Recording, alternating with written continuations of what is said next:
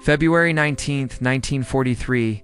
What kind of battlefield turns snow into a graveyard, screams into echoes, and forces a medic to decide in seconds who lives, who bleeds out, and who will freeze forever in silence?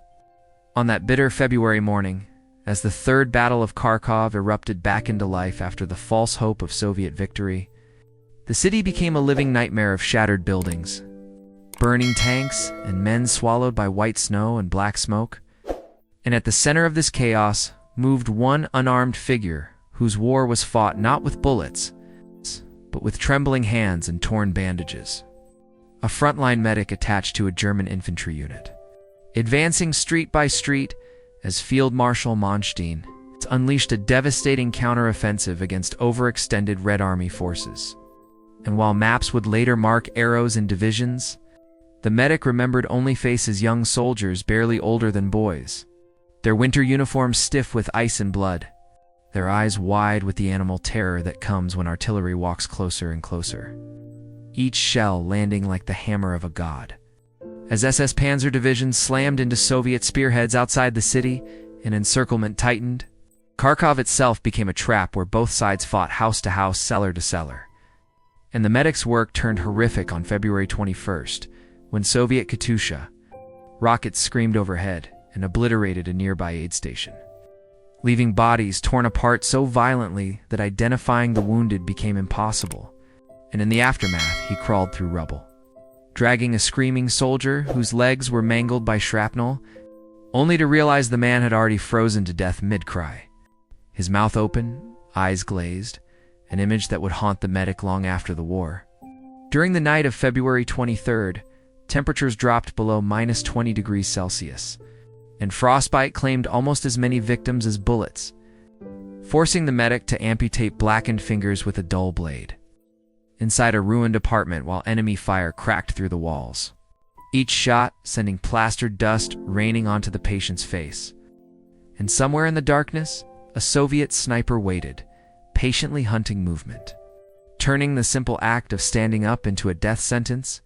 By February 25th, as German armor pushed deeper into the city and the Red Army attempted desperate withdrawals, the medic witnessed a horror few official reports mention: a cellar packed with wounded men burned alive when a flamethrower unit cleared the building above them, the heat sucking oxygen from the underground space until screams turned into choking gasps, and then silence. And when the medic reached the cellar too late, the air was thick with the smell of scorched flesh and melted medical supplies, a smell he would later say was worse than death itself. Yet even as terror ruled, moments of raw humanity broke through. Like on February 27th, when a Soviet soldier, badly wounded and unable to move, begged the medic, not for mercy or morphine, but for a cigarette. And as artillery thundered outside, enemy lines forgotten for a brief moment, the medic lit it for him with shaking hands, watching the man smile once before slipping into unconsciousness. A reminder that under different skies, they might have shared a drink instead of killing each other. The final assault on Kharkov intensified on March 1st, 1943, when German forces retook the city after brutal close-quarters combat, and the medic moved non-stop for 48 hours without sleep, stitching wounds with numb fingers, using snow to clean blood when water ran out, and stepping over corpses frozen into grotesque shapes, some still clutching rifles, others locked in final embraces, while the sound of collapsing buildings and distant screams created a soundtrack of madness. One night, while evacuating wounded across a shattered street, a sudden illumination flare exposed the medic and his patients, and machine gun fire tore into the group, killing 2 men instantly and wounding the medic himself, who continued crawling despite a bullet grazing his shoulder, driven by instinct rather than bravery, because stopping meant death for everyone. When silence finally fell and Kharkov was declared secured, the city was no victory parade, but a cemetery of ice and rubble. Tens of thousands dead or missing.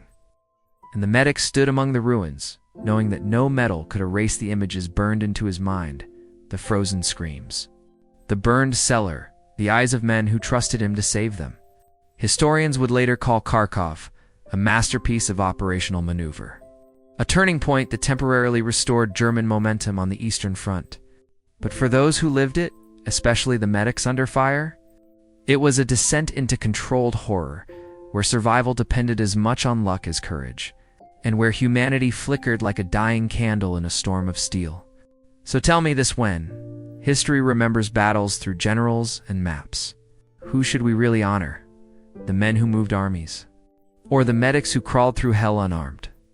And if you were there on those frozen streets in February-March 1943, would you have had the strength to keep saving lives while death watched from every window?